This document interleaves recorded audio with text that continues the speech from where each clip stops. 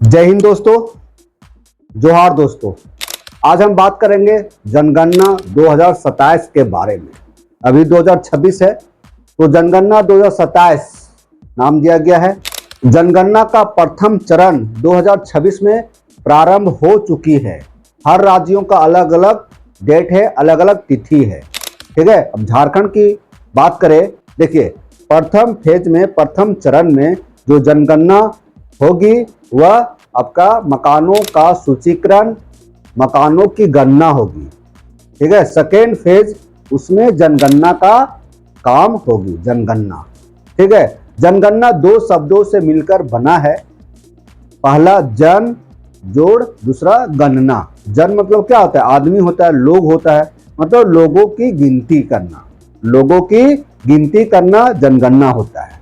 तो यहाँ पर लोगों के साथ साथ बहुत चीजों के बारे में जानकारी यहाँ इकट्ठा करना है।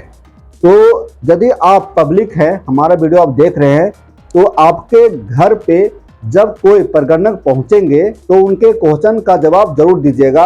आसान आसान प्रश्न पूछेंगे आपसे, है ना, निसंकोच आप जवाब दीजिएगा। आपका जो डाटा रहेगा सुरक्षित रहेगा। और आपको बता दे कि इस वर्ष मतलब ये जो जनगणना 2027 का पहला चरण शुरू हो रही है, यह पूर्णतः डिजिटल है ना, पूर्णतः डिजिटल है। भारत का प्रथम डिजिटल जनगणना शुरू हो रही है।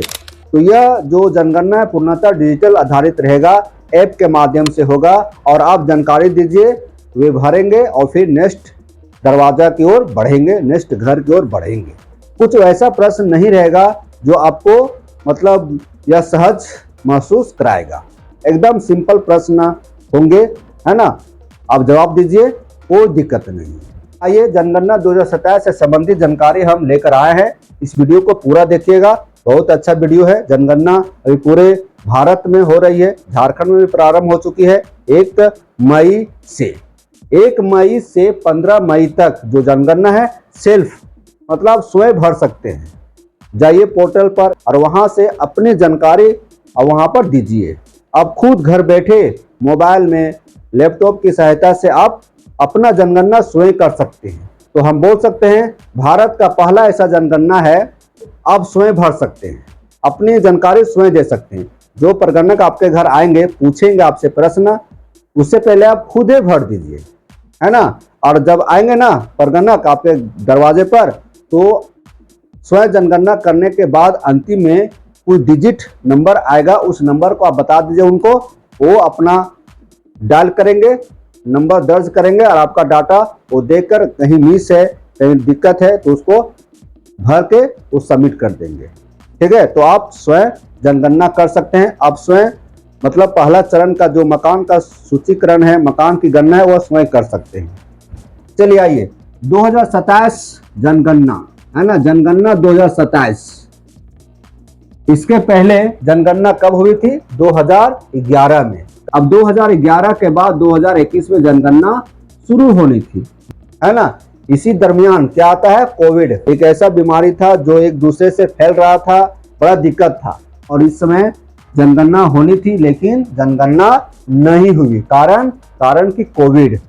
ठीक है, अब अभी आ गया है 2026। तो 2026-27 में जनगणना की शुरुआत हो रही है ना। 2027 जनगणना का नाम रखा गया है, 2026 ये पहला चरण है, 2027 अंतिम चरण होगा। ठीक है, ये हो गया जनगणना 2027 के बारे में बता दिए। अब देखिए जनगणना आखिर उद्देश्य इसका क्या है, जनगणना क्यों कराया जाता है, समझिए। जनगणना क्यों कराया जाता है? सबसे पहले इससे पता चलता है ना, भारत की कुल जनसंख्या कितनी है, कितने कच्चे घर है, पक्के घर है ना, तो लोगों की स्थिति कैसा है, घरों में सुविधाएं क्या है, पेयजल की सुविधा क्या है, बहुत सारे ऐसी जानकारी मिलती है जनगणना से। ठीक है, तो ये हुआ जनगणना का उद्देश्य। बहुत सारे उद्देश्य है, यही दिखाता है कि हम कितना तेजी से विकास कर रहे हैं, हम कितना तेजी से आगे बढ़ रहे हैं, जनगणना से पता चलता है। क्योंकि जनगणना सिर्फ आदमी की गिनती नहीं होती है, इसमें आपसे संबंधित जितना भी चीज जुड़े हुए हैं सभी का गणना होगी, सभी का मूल्यांकन होगी, इसलिए जनगणना बहुत जरूरी है। ठीक है। तो पहला चरण की बात किया जाए, जनगणना का पहला चरण, तो 1 मई 2026 से 14 जून 2026 तक है। ठीक है, 1 मई 2026 से 14 जून 2026 तक पहला ये चरण है जनगणना का। ठीक है, और इसमें खास बात यह है कि आप स्वयं जनगणना कर सकते हैं, है ना, आप स्वयं भर सकते हैं। तो इसकी तिथि क्या है, 1 मई से 15 मई तक। 1 मई से 15 मई तक आप खुद अपना स्वयं, है ना, आप भर सकते हैं 15 मई तक। 15 मई के बाद 16 मई से आपके घर में लोग आने लगेंगे। परगणक जिनकी जनगणना ड्यूटी होगी वे आपके घर आएंगे और आपसे प्रश्न पूछेंगे। आपसे 33-34 तरह के प्रश्न पूछे जाएंगे, आसान आसान प्रश्न होंगे, आप जवाब दीजिएगा और वो भरेंगे। ठीक है, तो स्वयं जनगणना 1 मई 2026 से 15 मई 2026 तक है। मकानों का सूचीकरण कार्य, देखिए मकानों का सूचीकरण कार्य कब से होगी, 16 मई से लेकर 14 जून तक। 16 मई से लेकर 14 जून तक मकानों का सूचीकरण क्या होता है, इसका मतलब समझिए। मकान, मान लीजिए ये बिल्डिंग आपका घर है ना, ये घर है, तो ये घर हुआ, ये कहलाएगा भवन कहलाएगा। क्या कहलाएगा, भवन। क्या कहलाएगा, भवन। और इसमें मान लीजिए कि 4 फैमिली रहते हैं। कितने रहते हैं, 4 फैमिली या 3 फैमिली, है ना। मान लीजिए इसमें 4 फैमिली रहते हैं, 1 2 3 4। चारों का अलग अलग सारा चीज है, मतलब अलग खाना बनता है, अलग लोग रहते हैं, मतलब कुल मिला के मानिए कि अलग रहते हैं। ठीक है, तो ये जो कहलाएगा, तो 4 ये फैमिली इसमें रह रहे हैं, चारों का खाना अलग अलग बन रहा है, तो ये कहलाएगा 4 मकान नंबर। क्या कहलाएगा, मकान नंबर कितने कहलाएगा, 4। ठीक है, भवन नंबर कितने कहलाएगा, 1। इस तरह से जनगणना कार्य संपन्न होगी। इस तरह से मकानों का सूचीकरण का कार्य संपन्न होगी, भवनों का सूचीकरण का कार्य संपन्न होगी। समझ गए। ठीक है, तो यही हुआ मकानों की गणना। क्या हुआ, मकानों की गणना। मकानों का सूचीकरण कार्य, सूचीकरण का मतलब ये हुआ ना कि ये बिल्डिंग है ना, मकान है, इसका सूची मतलब इसका लिस्टिंग किया जाएगा, नंबरिंग किया जाएगा। क्या है, मकानों की गणना करने वाले क्या कहलाएंगे, परगणक। जो मकानों की गणना करने आएंगे वे क्या कहलाएंगे, परगणक। क्या कहलाएंगे, परगणक। इंग्लिश में क्या बोलेंगे, एनुमरेटर। क्या बोलेंगे, एनुमरेटर। ठीक है, एनुमरेटर क्या है, राज्यों में पहले चरण के लिए अलग अलग तिथि निर्धारित है। राज्यों में पहले चरण के लिए अलग अलग तिथि निर्धारित है। राज्यों मतलब क्या हुआ कि भारत राज्यों का देश है। भारत में कई राज्य है ना, भारत में कई राज्य हैं, तो हर राज्य का अलग अलग चरण है ना। पहला चरण जो है ना, पहला चरण जैसे झारखंड में 1 मई 2026 से 14 मई 2026 तक है पहला चरण, उसी तरह से अन्य राज्यों में भी अलग अलग डेट है।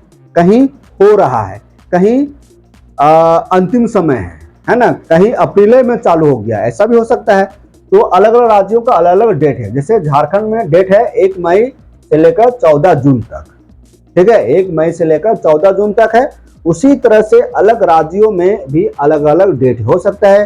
33 तरह के प्रश्न पूछे जाएंगे आपसे, 33 तरह के प्रश्न पूछे जाएंगे।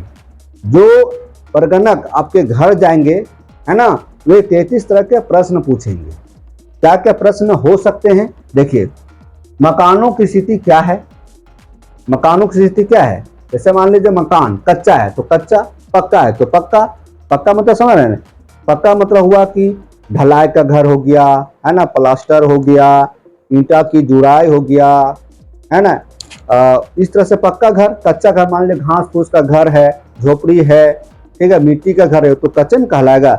इस तरह से मकानों की स्थिति के बारे में आपसे पूछा जाएगा। 33 तरह के प्रश्न होंगे, है ना। परिवारों की जानकारी, जैसे ये बिल्डिंग है, इस बिल्डिंग में कितने परिवार रहते हैं, है ना, परिवारों की जानकारी हो गया, है ना। परिवार द्वारा धारित परिसंपत्तियां, संपत्तियां मतलब क्या हुआ, जैसे घर में टीवी है कि नहीं है, इंटरनेट कनेक्शन है कि नहीं है ना, लैपटॉप है या नहीं है, साइकिल है या नहीं है, मोटरसाइकिल है या नहीं, कार है या नहीं है, इस तरह से प्रश्न होंगे। ठीक है, और आपके घर का मुख्य अनाज क्या है, मुख्य भोजन क्या है, इस तरह से प्रश्न पूछे जाएंगे। ऐसे प्रश्न रहेंगे लगभग 33-34। लास्ट में आपसे मोबाइल नंबर भी मांगा जा सकता है। अब देखिए यहां पर समझिए, भारत में पहली बार डिजिटल जनगणना की शुरुआत हो रही है। डिजिटल जनगणना की शुरुआत पहली बार हो रही है। जनगणना किस पर होगी? HLOF पर। HLOF, HLO मतलब होता है हाउस लिस्टिंग ऑपरेशन।